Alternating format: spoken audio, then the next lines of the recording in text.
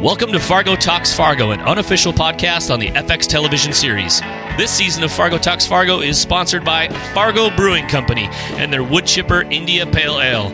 It's tasty, and it'll make all the pain of your legs and body being stuffed into a wood chipper go far, far away.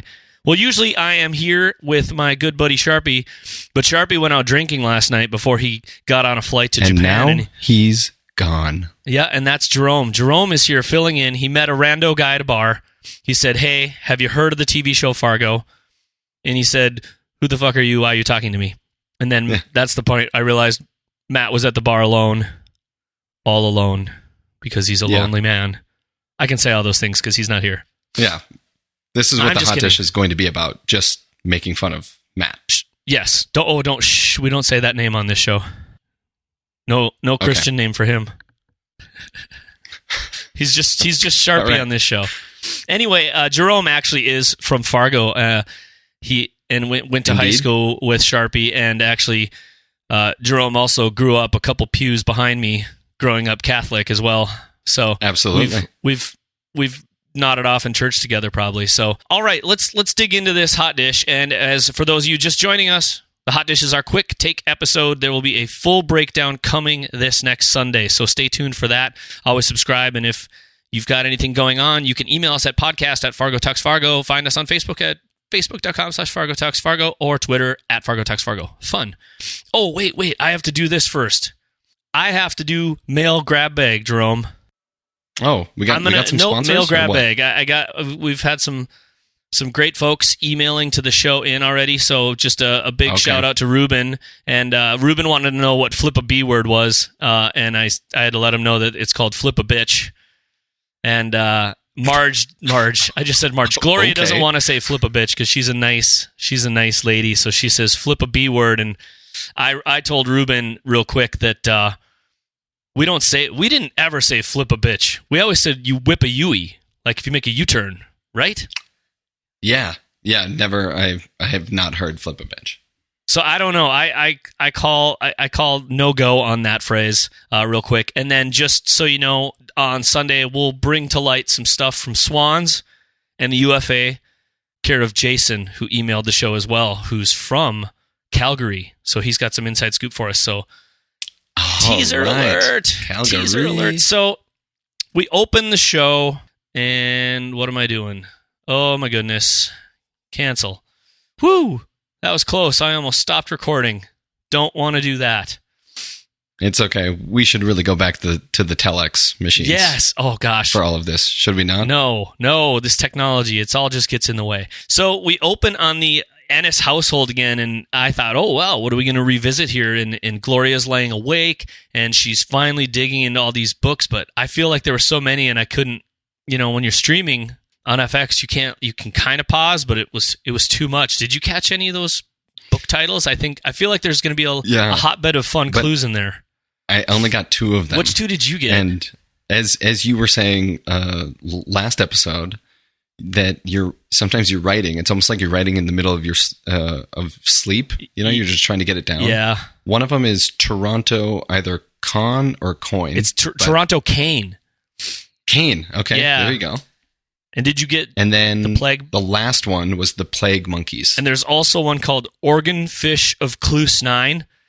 And there was another one about something elephant. So if you got these, let us know. There was a couple other ones, but I couldn't help but think when she was flipping through those books, it was like riffling through a deck of cards. Kind of made me think about bridge. Okay, hey, right on. Do you know much about bridge? Did your folks play? No, Berlin's not at all. A big fan? No family connection to bridge at all. I don't think so. I could connect with my wife to see if there's anything on her side. My wife's family plays euchre. Are you familiar with euchre? No, I don't know what euchre is. I'm not going to try and explain it, but is it as fun as bridge looks? I think it's more fun, but it's not so much fun anymore because it's really revolves around the word Trump, and that's kind of gone downhill. Yeah, it's a gross thing for some people. But yeah, in fact, quick aside here. My wife was at in Washington D.C. around inauguration time. She saw a sign that said "Midwesterners for euchre like you ruined it or something to the effect because of the word Trump. Like you start the game out with your Trump card, right? Wow. And yeah, those are some good Midwesterners there. Just that were yeah. Even though our state is very red, that's okay. We don't need to go down the political road. No, but real quick on Bridge, no family connections to Bridge, but I had some Dutch friends when I was living in California a few years ago. Sure. And had some Dutch friends who were really, really big into Bridge. Played it back home in Holland, and they played it all around tournaments throughout California, Nevada. Really? Yeah, we were living in Berkeley, and there were some students who were studying there in Berkeley. Jeez. So it's a thing, and there's even a magazine, and I would see it at their house. You don't want to say their name. But I never read it. Yeah. Call them out. No. Well, the things here's my big hot takes that I think were interesting. I think I love the introduction of a new character in the new sheriff that I didn't catch and I'm sure you didn't either. The guy who came over to Gloria's house, and she's like, "How is it you're in my kitchen again?" She's giving him a hard time. Oh yeah, because he's over there. But I like that we get introduced to new characters. So we got introduced to I'm losing out on his name. Did you happen to catch what they said the sheriff's name was? No, didn't catch. It's the guy. I don't have it pulled up on IMDb. It's the same guy who plays. If you watch Boardwalk Empire, he's Nucky's brother. So he's got chops playing police people. And then we also get to meet Irv Blumkin, which just sounds too close to a Blumpkin. I'm definitely not gonna go down that road. Don't Google that, kids. And then. What was it again? Irv Blumkin. Right? Yeah. And then he quickly references somebody Lipschitz. Yeah, I couldn't tell if he said Lipschitz or Lifshitz. Bruce Lifshitz from Minneapolis, and then he goes crazy, and he's gonna get he's like. I love that. I'm starting to realize that I think both Emmett and Ray are a little dense. You know, that his whole thing is like, I'm going to go see this lawyer, and he says, friend this cocksucker on Facebook and reel him in. Like his whole idea of I wrote that down specifically. I really like that part. Yeah, anytime I hear the word cocksucker, it makes me think about Deadwood, so I'm happy to hear that. But I thought that was interesting that he just doesn't seem real, he's not savvy. Right. Certainly not. I mean, neither is Irv, right? Irv's not savvy, and Cy drives a Hummer. What? And he passes the snowplow. Cy is... I was really impressed with Cy so far. I mean, just... I think maybe it's mainly the accent. I mean, these actors are really good, right? Yeah. But I just get the sense that his is, like, on point. And I'm looking at him, and I'm like... Is that like my best buddy's uncle or something? Some of them have that total feel, don't they? From coming from the Midwest, everybody Absolutely. knows everyone who, to anyone who still says we don't sound like that here. Yeah, some of us do. It's just in varying degrees, but some of us do. He does have that that's my friend's uncle. Yeah, he's kind of like that.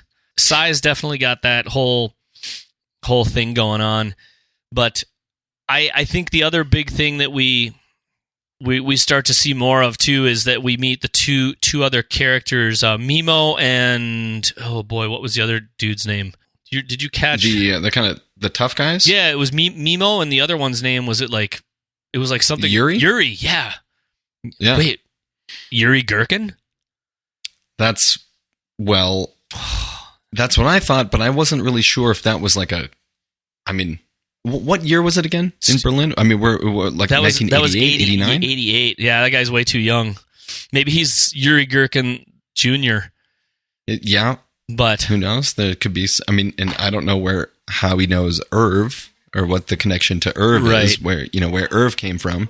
Yeah. The other big thing I think that came out of this episode for me too is this, Charpie and I've had this conversation about mistaken identities, mistaken lots of things like what people are feeling or thinking, and so after this whole hatched plan to get into the house and steal back the stamp when Nikki's really got Ray riled up, because he believes everything she says, and he feels wholeheartedly, and I think that's because it comes from a place of love, and he needs it, Right. I mean, what did he say right before that? He's like, well, what if they investigate it? And she's like, oh, they don't investigate the old people, the murder. He's like, I'm not so sure about that. But then she convinces him, she continues, and then he goes, you've thought of everything. Oh, it's the shucks, It is. And he's the one who works with basically side by side as a parole officer with law enforcement. And yet here he is looking at this half his age con who's telling him how things go. And it's just, and I'm kind of looking, and I don't think Cy and Emmett have that same kind of deal going on, but they've got a similar. So, basically each brother has their own sidekick who's kind of trying to tell him what to do, but I'm not sure Cy's really there with him. But the best part was when she slaps him, and then he's like, and then she slaps him immediately again, and she's like, there's something wrong with your chi. And he's not like, what? Jesus, what are you doing? He just, eventually she gives him an answer, and he's if you give him a solid answer and you're Nikki, it's good as gold.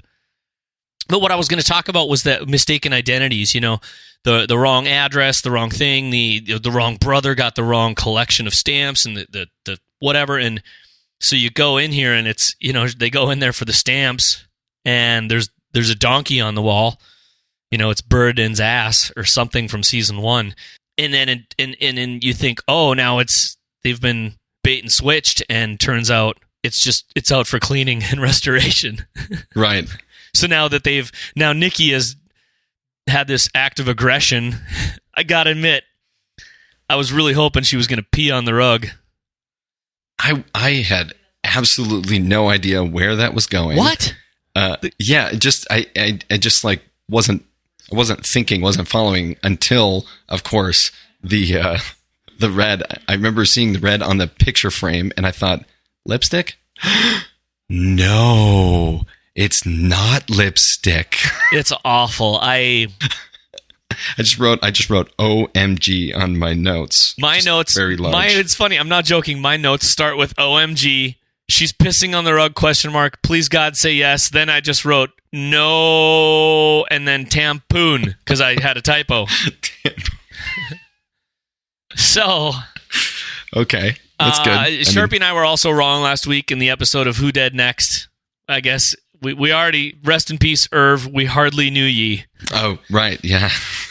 Irv gets chucked off, but I'm not going to go too deep dive on the funeral home scene, but that was sad but true. Right. There are some places I've been where I've seen people like that it's just they have zero clue about what's going on right in front of them. Sometimes they've seen so much of that they're just immune. I don't know how much more we're going to have to rock out here, but you were saying, when you were saying you were impressed with Cy, I thought you were going to talk about Cy's whole visiting Ray at the diner. Well, I was going to say this episode, I kind of felt like, obviously throughout a season, you're developing your characters constantly, provided that they're not getting murdered. Right. But this one, I felt like you're starting to really see something about all these people, and like Gloria, she's kind of getting pushed aside, and then she's standing in front of the door, and she's like, do you see me? Like, I'm right here. You see me? I thought about that because I've brought this up in the previous episodes. I think both times where I said the auto door doesn't open for her, and we brought that up, and I said it's almost like she's not real, or doors don't open for her. She's kind of thing, and I was like, oh my God, she's the woman who wasn't there. Right? Yeah. I kind of like saw it as she's getting pushed aside, like a guy's coming in.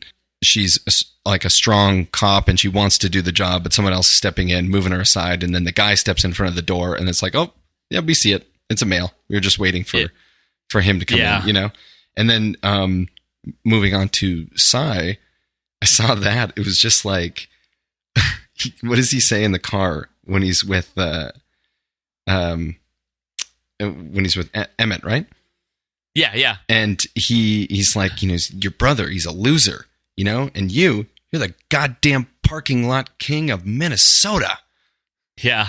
He's like, he's just proving like he he'll protect him, and he'll like work for him. He's like, he loves him. Oh yeah. He's the cheer squad. Right. He's like the pump up guy at like a ska band concert. That's a reference I probably didn't need to make, but whatever. No, I love how I may have seen this wrong, but when he's doing the whole just like badass, like let me thumb through my money. I think he passed like 3 other 20s, and I wonder if it was almost all 20s. I can't wait to watch it because I wonder if he just realizes he's just like, shit, all I have is 20, so he eventually just stops and is like, I'm going to use this one. Yeah, right. And he's like, here's the last dime or whatever. He says, this is the last dime you're going to get from Stussy Lots Limited or from Emmett or whatever he says, but then he just goes, I just love, and then Ray with the bird in the pocket. Absolutely. Yeah, I mean, there too, he kind of like, he calls him errand boy, and then he's got to get back, he's got to like show him his worth and like what he is, that he's so serious. We know what kind of man Cy is now that we know he drives a Hummer, wouldn't you say? Precisely. Yeah. Yeah. So those are my hot points off the hot dish. I'm still battling terrible illness. I'm not gonna lie, but I'm excited to eventually get around to doing some actual hot dish recipes for Sundays, and that's what I'm thinking. But you got any major insights that you got on your notes that I didn't help get out here? Not so much insights, but I was just thoroughly scared of what is it? VM Varga? VM Varga. Good. Yeah, but you can just call him VM. Jeez, yeah, you could just call me VM, please. What I wrote was right like near the beginning. I wrote those teeth. Oh yeah, I love when people do that, and he's still kind of. I mean, I'm sure they're obviously falsies, but he just keeps some of that stuff together when he loves words. Yes, surmise and all that stuff, and worldly talk. He's talking about the world. He's talking about geopolitics. Yeah. He's dropping names, what have you. He almost just does it backwards sometimes too. He's almost Jeopardy like, where you. Yeah, right. There's the answer, but then he'll come around with what the question you were thinking was eventually. And big shout out to the Big Lebowski again this week, and I'm going to mention it again on the other show because fair enough. Watching the Vikings, he says no Gophers. Straight up Big Lebowski line. Charpie doesn't like it when I do that, so I'm going to keep finding all the Big Lebowski stuff. Also, I'm not a Gopher fan, so I don't remember where it is. I got to look it up. Somebody else sent me a great Lebowski that we missed from the thing. So. There was one other thing. I'll probably bring it up in the show again, but I just have to say it to you. Just Charpie and I aren't sure what we're doing for Sunday just yet, so who knows? You might be on deck. But when they're talking about what's in the trailers that they're parking there, and he's like, we don't know what's in there. I mean, it could be anything. You think it's? And then Cy goes, slave girls, and he's like, or drugs, illegal drugs. I just love that. So I really feel like we got some pretty solid framing for Cy tonight, which makes me really happy. Absolutely. I hope to see more. I hope he doesn't get offed in a few hours. No, I just don't think they can. Not yet. We have characters to meet still, so. True. That is it. But anyway, Jerome, thanks so much for chatting with me tonight and for filling in for Charpie. Of course. Anytime. Thanks again to Fargo Brewing Company. Go to fargobrewing.com to find out more. So, all right, Jerome, man, have a good one. All right. Serve up that hot dish.